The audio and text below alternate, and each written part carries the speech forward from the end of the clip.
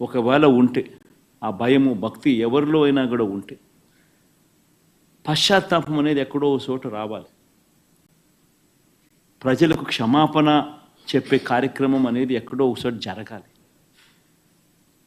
కానీ చంద్రబాబు నాయుడు గారి మనిషి ఎలాంటి వాడు అని అంటే, పశ్చాత్తాపము ఉండదు, దేవుడంటే భయము ఉండదు, దేవుడంటే భక్తి ఉండదు.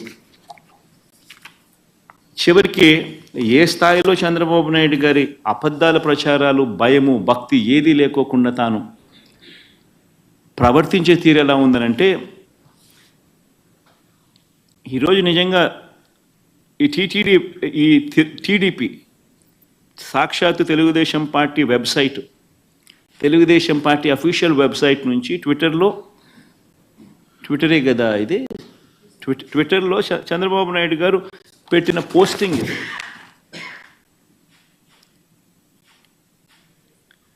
అంటే పశ్చాత్తాపం అనేది ఎక్కడైనా కానీ, కనీసం దేవుడి విషయంలో తప్పు చేసినప్పుడు, తప్పు జరిగింది అని తెలిసినప్పుడు, ఇంత ఎబ్బెట్టుగా కనిపిస్తూ ఉన్నప్పుడు, ఎక్కడో ఒకచోట దేవునికి క్షమాపణ చెప్పి, దేవుడు అంటే భయము భక్తి ఉండాల్సింది పోయి,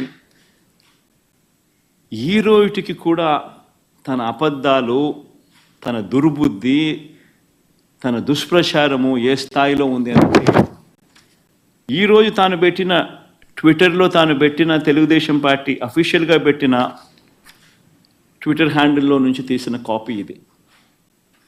తను అంటాడు, తిరుమల లడ్డులో జంతువుల కొవ్వు కలిపిన కల్తీ వ్యవహారంపై సుప్రీం సీరియస్ కావడంతో జగన్ రెడ్డి బావ ధర్మారెడ్డి అంట, జగన్ రెడ్డికి బావ అంట ధర్మారెడ్డి. ఆశ్చర్యం.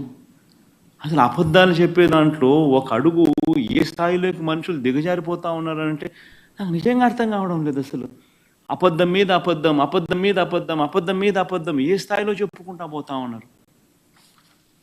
తిరుమల లడ్డులో జంతువుల కొవ్వు కలిపిన కల్తీ వ్యవహారంపై సుప్రీం సీరియస్ కావడంతో జగన్ రెడ్డి, బావ ధర్మారెడ్డి, బాబాయి సుబ్బారెడ్డి, మామ కరుణాకర్ రెడ్డి, మామండ కరుణాకర్ రెడ్డి.